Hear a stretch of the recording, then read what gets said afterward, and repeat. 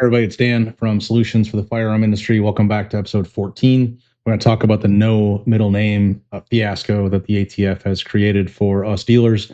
So we'll talk you through what it looks like, what's going on, some responses from some legislators, as well as how it can resolve and fix it. First, though, if you like what we're doing, hit that like and share button on Spotify, on iHeart, on whatever platform you're on, YouTube, whatever. And then tell somebody else about it. And if you got a chance and you really like what we're doing, leave us that 5-star review so we can get more reach and more people can hear about what's going on. With that, we're going to get right into the episode here. I got eForms up, but what we're talking about is the ATF recently has begun denying applications that have an acronym in the middle name on some of the forms. So November, Mike, November, no middle name, or none, or some other pieces and variations. I've seen all kinds of them from the network. This is a response that we sent up to our legislators saying that this is effectively BS on the fact that the follow-on form, the 4473, clearly instructs us how to fill out an individual with no middle name, but the Form 4 does not have the information. Therefore, we assume that no middle name was acceptable, but apparently that complicates the ATF's databases and processes, and therefore they began rejecting and denying forms early September. So on the screen here, this is the formal response from the Senate Action Inquiry. This is from Senator Tammy Baldwin's office, who shockingly was the first one to get back to me, stunned, seeing as she has a D behind her name. But all in all, either way, I don't care who puts some pressure on the ATF, we're doing it. So I sent kind of a form letter to the Cerberus network saying, hey, call for action and send this stuff in. This is kind of BS that they decided to change policy on a Saturday, Sunday.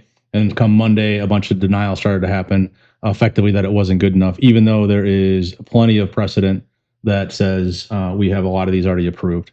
So this is the application. This was the response. The initial response was pound sand and go back in. And then as some of the pressure mounted, I got a secondary follow-up response, which is the last paragraph, which helps out here. You know, if an application was disapproved due to the inaccurate middle name, applicant must resubmit a new application, and they will be put back in a line. So that was a huge win against this kind of BS piece, but that's what happened. So what does this look like, right? Let me hide that. So on a form, I'm inside a draft piece here. I'm going to go to transferee, and what they're referring to is we had some individuals that were doing this. November, Mike, November for no middle name, or none on the middle name. And this was going through and getting pushed in, and then it was coming through as John N. Smith as a middle name initial. And then ATF didn't like that because their system was not complicated enough to or sufficient enough to validate it going forward. So what they want is they don't want this. This is bad. They want it left blank.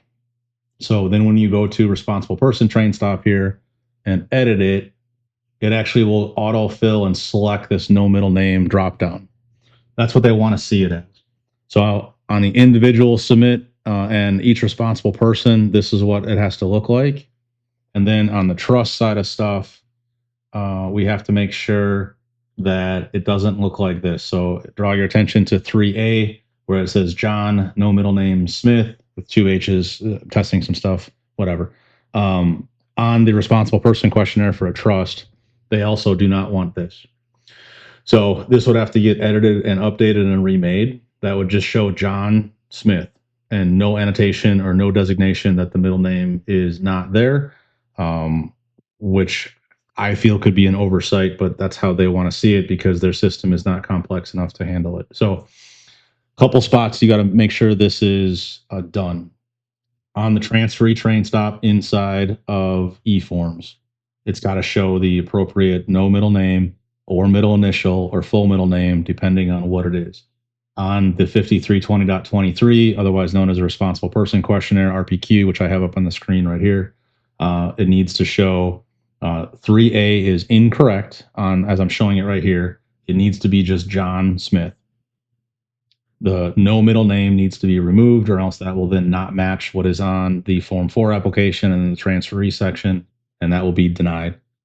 If you did get one of these denials, what the ATF is looking for is a notification of the new permit or form number, and then referencing it back to the old permit and form number. So what I recommend is that you take the denial email, forward that back to the appropriate email box, and then say old form number, new form number, please put back in line. And we're seeing success within a couple days on those resubmits. So as long as you do it fairly promptly, that the background check is still valid. So it's a pain in the ass. It's frustrating. It's the ATF doing ATF things and making up their own rules because the forms aren't clear enough. So we therefore defaulted to the 4473, which does clearly say that you should use no middle name, or November Mike November as the acronym for no middle name, to annotate that it wasn't just forgotten.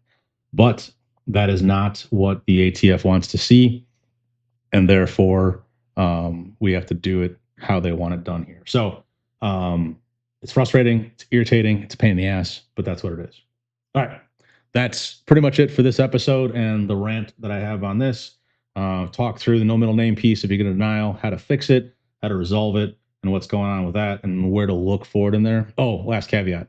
On the EFT, the FBI actually requires no middle name in there. So if your customer does not have a middle name, then the EFT must also have it. So if you're a Cerberus user on version 1.6.14, this fully handles the everything that it's supposed to do.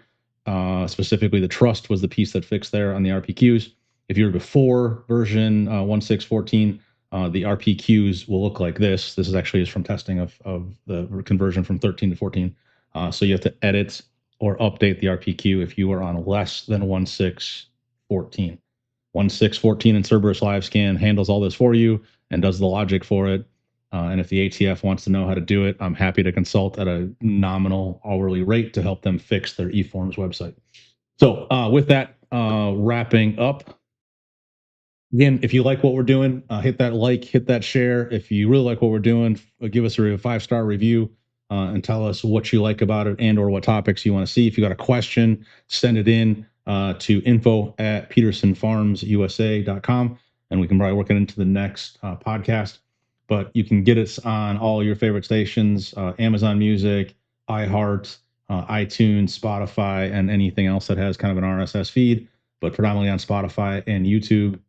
Our website, Peterson Farms, plural, USA.com, is where you can find out more about us.